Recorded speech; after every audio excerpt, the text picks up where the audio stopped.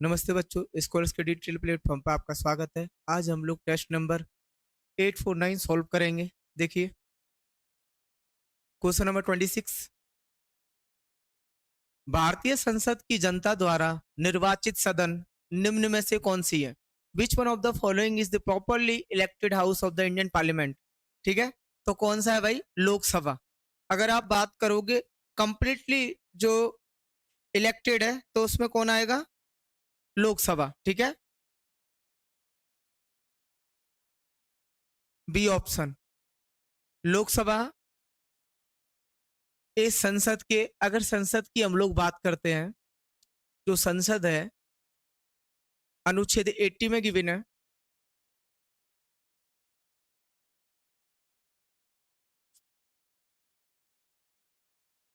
संसद की बात करते हैं डायरेक्टली, देखो पहले तो इसमें क्या आएगा? संसद के 3 अंग हैं।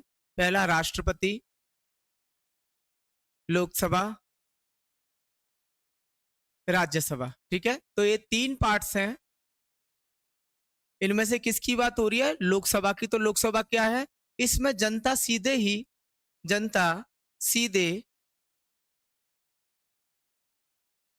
प्रत्यक्ष रूप से भाग लेती है। ठीक है, भाग लेती है।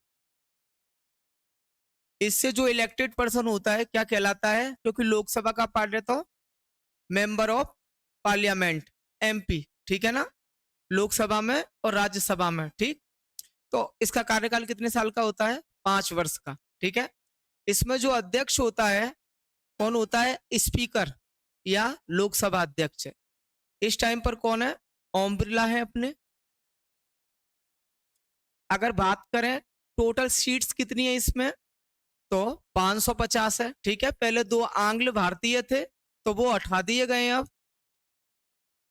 संविधान संशोधन 104 के थ्रू। तो टोटल सीट कितनी है अपनी? 550। ठीक है, तो ये टोटल सीट्स हैं। इसी तरीके से राज्यसभा की अगर बात करें तो राज्यसभा में टोटल 250 सीट्स हैं, जिसमें से 12 राष्ट्रपति द्वारा सीधे नामांकित होते हैं और 238 राज्यों एवं केंद्र शासित प्रदेशों के प्रतिनिधि होते हैं। तो क्या हो जाएगा इसमें? Right answer Lok Sabha. ठीक है, completely elected from the people of the country. ठीक है ना, लोगों द्वारा, जनता द्वारा सीधे इसमें इलेक्शन होता है। ठीक है, गवर्नमेंट इसमें केवल इसको इलेक्ट करवाती है, आयोजन करवाती है, जनता इसमें वोट डालने आती है। नेक्स्ट देखिए, संविधान का कौन सा भाग राज्य के नीति निर्देशक सिद्धांतों से संबंधित है? तो संविधान का कौन सा भाग संबंधित है? भाग 4। कौन सा भाग? भाग 4। ठीक है, नीति निर्देशक तत्वों की बात हो रही है तो नीति निर्देशक तत्व कहां से लिए गए हैं? आयरलैंड से लिए गए हैं। आयरलैंड से लिए गए हैं। नीति निर्देशक तत्व किस लिए बनाए जाते हैं? राज्य की भलाई के लिए, राज्य की भलाई के लिए बनाए जाते हैं, विकास के लिए, कल्याण के लिए। अनुच्छेद 36 से लेकर 51 तक नीति निर्देशक तत्व दिए गए हैं। अगर बात करें 51A की तो मूल कर्तव्य दिए गए हैं। ठीक है, मूल कर्तव्य 51A में। इस तरीके से नीति निर्देशक तत्व संविधान का कौन से भाग से संबंधित है? भाग 4 से। ठीक है, नेक्स्ट देखिए,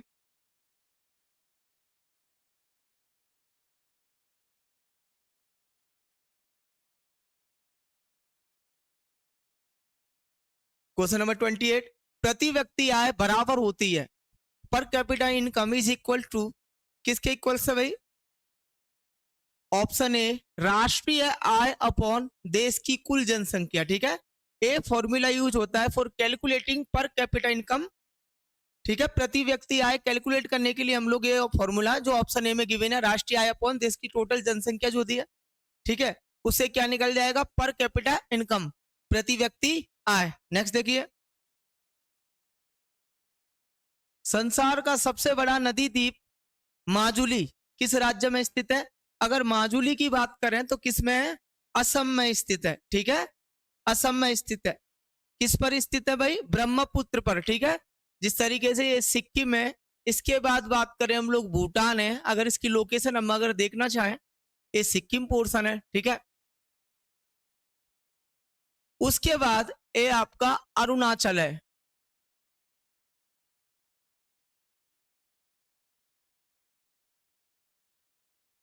ये आपका अरुणाचल है। अरुणाचल के जस्ट नीचे आसाम है, आसाम गिवन है इस तरीके से। ये वाला आसाम का पार्ट है, ठीक है, ये अरुणाचल है। तो आपकी तिब्बत से होती हुई, तिब्बत के चुमा युंगडुंग ग्लेशियर से, चुमा युंगडुंग ग्लेशियर से निकलते हुए इंडिया में यांगयाप दर्रे से ब्रह्मपुत्र रिवर एंटर करती है एंड असम में पासी घाट से एंटर करती है, ठीक है। तो ये ब्रह्मपुत्र रिवर कहलाती है। तो ब्रह्मपुत्र रिवर, इधर एक रिवर आती है सुवर्णश्री रिवर, ठीक है ना। तो वो सुवर्णश्री रिवर से क्या होता है, और ब्रह्मपुत्र रिवर के बीच में एक द्वीप, एक आइलैंड टाइप का बनता है, एक आइलैंड टाइप का बनता है। इसमें देखिए इस जगह पर, इस जगह को बोलते हैं माजुली द्वीप, ठीक है, माजुली द्वीप। और ये माजुली द्वीप दुनिया का सबसे बड़ा नदी द्वीप है, ठीक है, आसाम के अंदर। नेक्स्ट देखिए, तो किस रिवर पर बनता है, सांगपो दिहांग या ब्रह्मपुत्र पर। नेक्स्ट, देवी माता की पूजा संबंधित थी, ठीक है, वर्शिप ऑफ मदर गॉडेस, यानी कि मदर गॉडेस की जहां पूजा की जाती थी वो एरिया कौन सा था। ऑप्शंस में देखिए, आर्य सभ्यता, भूमध्य सागरीय सभ्यता, सिंधु घाटी सभ्यता या उत्तर वैदिक। तो कौन सा होगा इसमें, सिंधु घाटी सभ्यता, ठीक है। सिंधु घाटी सभ्यता में हड़प्पन साइट से, जो हड़प्पा साइट है, हड़प्पा साइट हो, तो उस हड़प्पा साइट से रावी नदी के किनारे जो बसी हुई है, मातृ देवी की कई मूर्तियां मिली हैं, जिससे ये पता चलता है कि सिंधु घाटी सभ्यता में आज से 4,000 साल पहले, 4500 साल पहले मातृ देवी की पूजा होती थी। मातृ सत्तात्मक राज्य था उस समय। माता यानी कि घर की जो मुखिया होती थी वो लीड करती थी फैमिली को लेकर, ठीक है।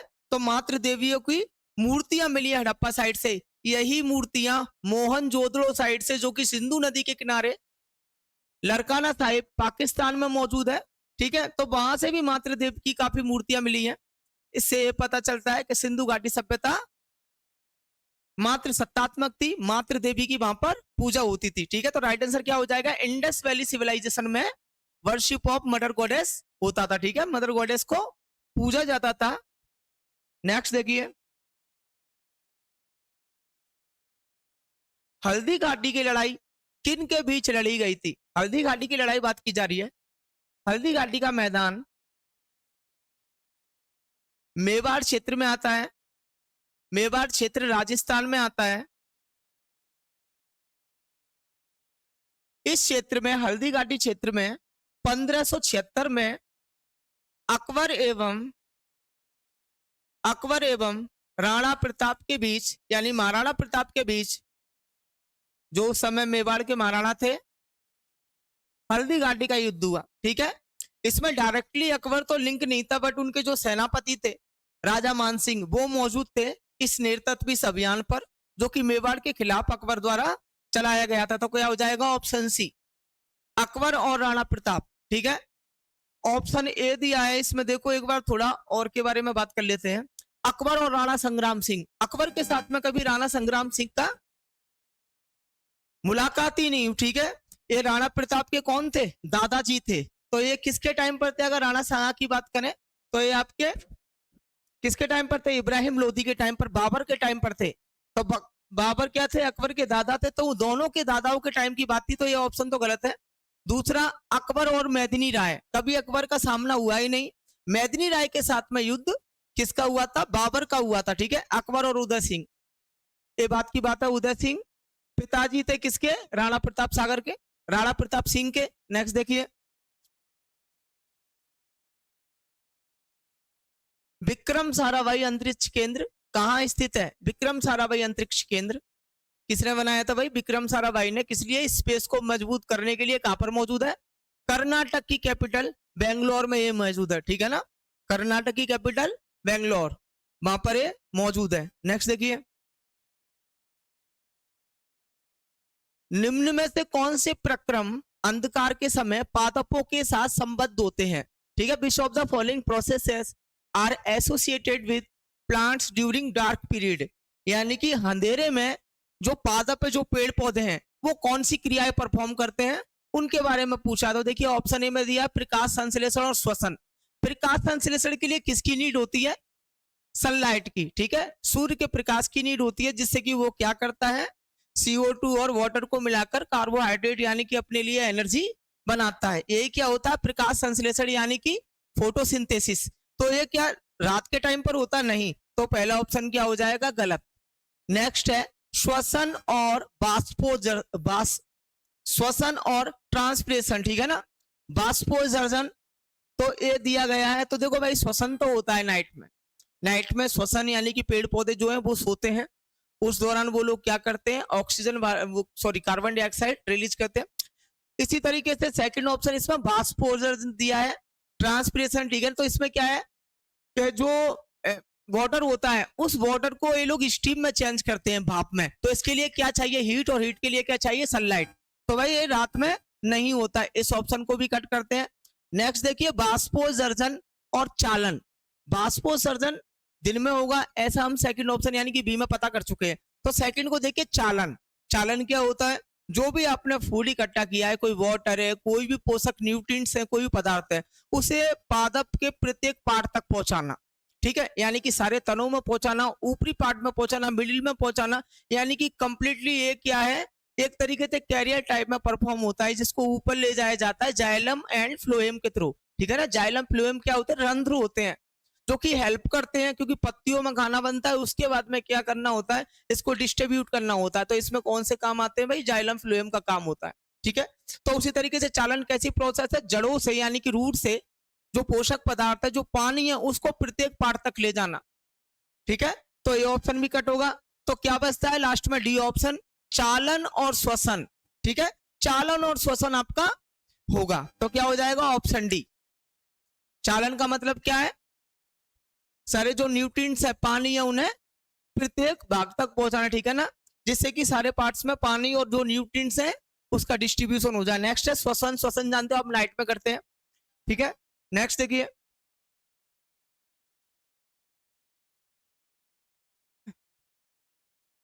दीर्घ दृष्टि वाले व्यक्ति के लिए निकट बिंदु होता है। For a person having hypermetropia the nearing point is. तो क्या होगा भाई इसमें, दीर्घ दृष्टि वाला। दीर्घ दृष्टि का मतलब, दीर्घ दृष्टि दोष किसका मतलब क्या होता है, क्या उसको पास का नहीं दिखता। ठीक है, दूर का अच्छे से दिखता है, इसको क्या बोलते हैं, दीर्घ दृष्टि दोष।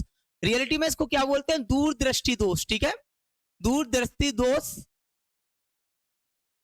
दूरदृष्टि दोष में क्या होता है भाई, दूर तो अच्छा दिखता है बट निकट में आपको नजर नहीं आता। तो देखिए ऑप्शंस में क्या होता है, इसमें ऑप्शन ए में दिया है 25 सेंटीमीटर से अधिक पर निकट बिंदु होगा। अधिक पर क्या होगा, नियर पॉइंट होगा, 25 सेंटीमीटर से अधिक पर। ऑप्शन भी दिया है 50 सेंटीमीटर से अधिक, यानी कि 50 सेंटीमीटर से अधिक है।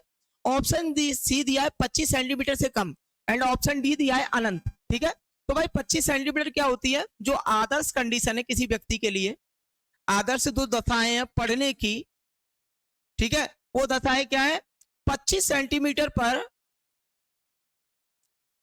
25 सेंटीमीटर पर बिंदु स्थित होता है। ठीक है, 25 सेंटीमीटर पर रखी वस्तु को आसानी से देखा जा सकता है, यानी कि जो बताई गई है पढ़ने का, यानी कि आप जहां से पढ़ सकते हो आराम से, वो 25 सेंटीमीटर की डिस्टेंस बताई है। ठीक है, तो इससे क्या होगा भाई, क्योंकि उसको निकट का नहीं दिखता, यानी कि 25 सेंटीमीटर तक तो उसको ठीक से दिख रहा है। तो भाई किस में प्रॉब्लम आएगी, 25 सेंटीमीटर से अधिक में। तो क्या हो जाएगा, ऑप्शन ए, 25 सेंटीमीटर से अधिक पे ही वो प्रॉब्लम में आएगा। ठीक है, नेक्स्ट देखिए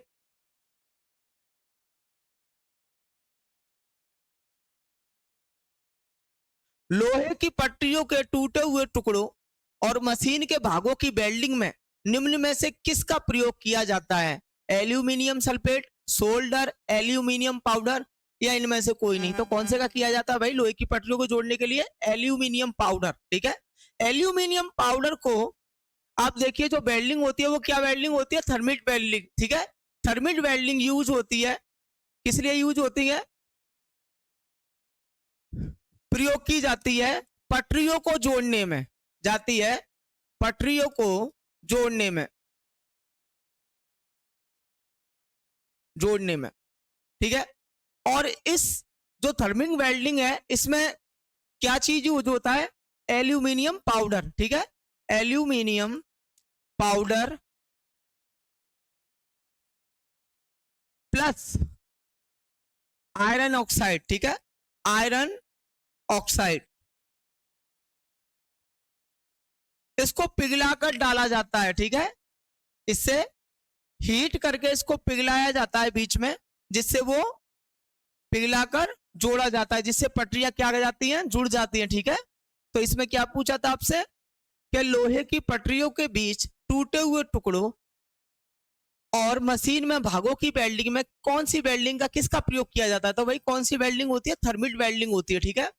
थर्मिक वेल्डिंग जो होती है उसमें प्रयोग की जाती है इसको जोड़ने के लिए। तो इसमें क्या लेते हैं, एल्यूमिनियम पाउडर लेते हैं प्लस आयरन ऑक्साइड लेते हैं।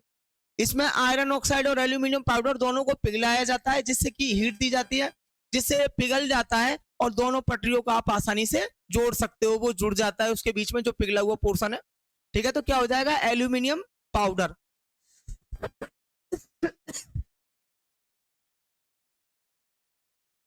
नेक्स्ट देखिए, सूरत किस नदी के किनारे स्थित है, सूरत किस नदी के किनारे स्थित है भाई, ताप्ती के, ठीक है। क्या हो जाएगा ऑप्शन, ताप्ती के। ताप्ती रिवर कहां से निकलती है, एमपी से निकलती है, एमपी से निकलती है ताप्ती। ताप्ती कैसी रिवर है, ताप्ती उल्टी दिशा में, उल्टी दिशा में प्रवाहित होती है, दिशा में प्रवाहित होती है,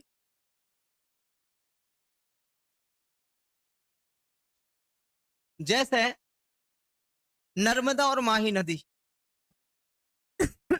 नर्मदा और माही नदी उल्टी दिशा में प्रवाहित होती है, ठीक है, ये दोनों भी उल्टी दिशा में प्रवाहित होती हैं।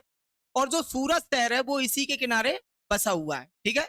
अगर इसकी ड्रेनिंग की बात करें कि कहां पर ड्रेन होती है या कहां इसका एंड होता है, तो क्या लिखोगे, खंबात की खाड़ी, ठीक है, खंबात की खाड़ी, यहां पर ड्रेन होती है, ठीक है। तो क्या हो जाएगा आंसर, ताप्ती नदी, ठीक।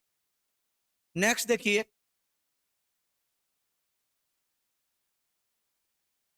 पानी में घुलनशील विटामिन है, इसमें विटामिन पूछे गए कि कौन सा विटामिन पानी में घुलनशील है।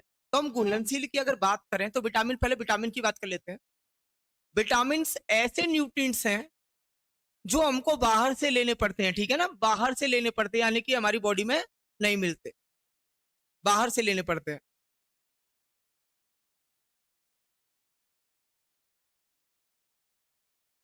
विटामिन टू टाइप्स के होते हैं, दो प्रकार के होते हैं। कौन कौन सा टाइप है, एक घुलनशील, एक अलग अघुलनशील, ठीक है, एक वाटर सॉल्युबल और दूसरा नॉन सॉल्युबल। जो इसमें बात करते हैं तो वो अगर वाटर में सॉल्युबल नहीं है तो किसमें होगा, ऑयल वगैरह में होगा, ठीक है ना। तो वाटर सॉल्युबल की बात करते हैं, कौन कौन सा है, वी एंड सी, कौन सा विटामिन है,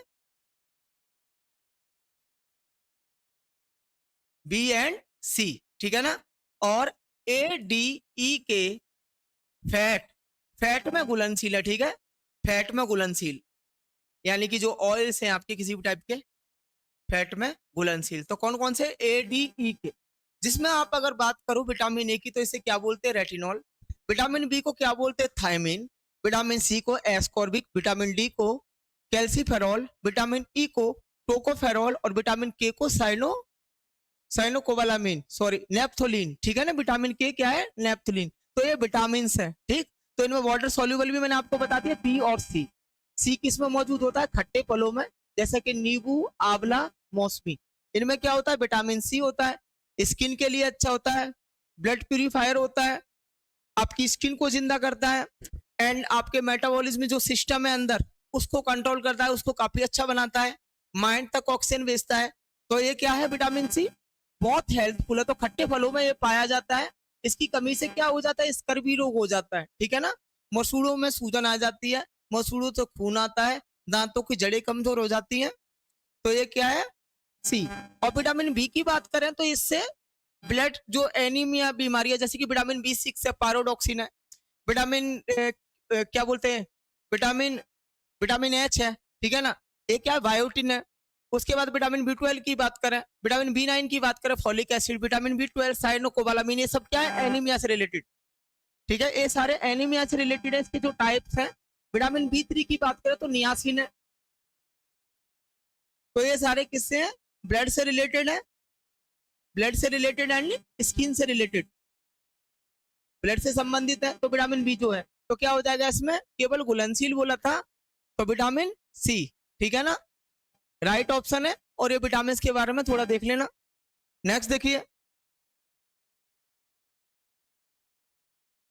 मानव शरीर में सबसे बड़ा अंग है भाई। अगर आपकी बॉडी की बात करें तो कौन सा पार्ट आपका बड़ा है, तो आप ये मत सोचना कि फीमर सबसे बड़ी हड्डी है जो जांग में मौजूद है वो सबसे बड़ी है।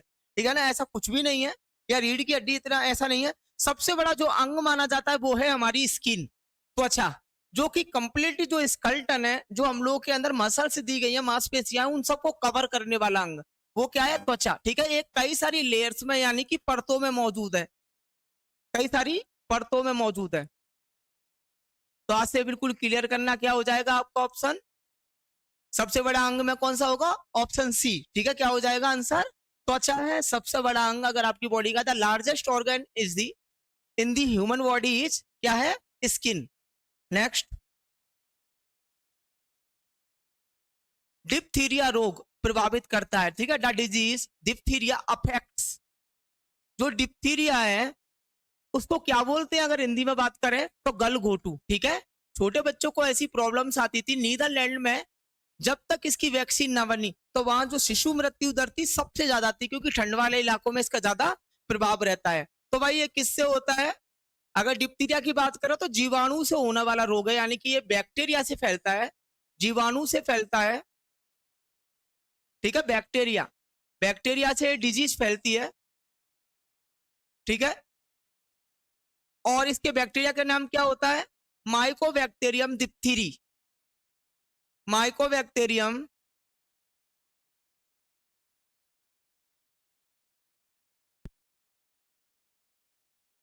हिंदी में इसको क्या बोलते हैं, गलघोंटू। ठीक है, गल में ये श्वास नली को अंदर जाकर सांस, गलघोंटू गले से रिलेटेड, फेफड़े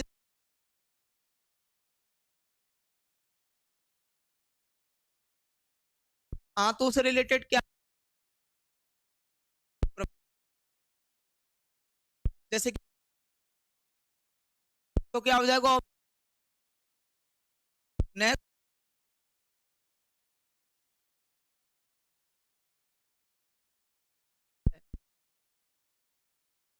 तो धुआं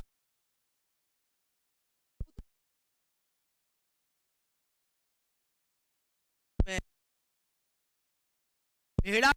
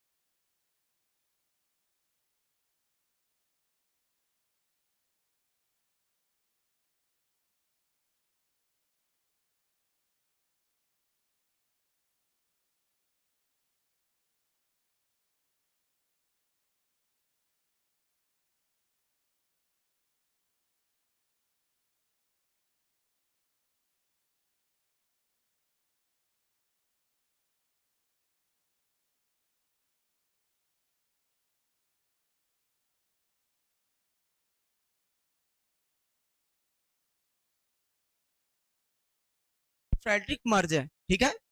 नेक्स्ट, वर्ल्ड ज्यूरिस्ट एसोसिएशन से मेडल ऑफ ऑनर प्राप्त करने वाले पहले भारतीय, ठीक है। ये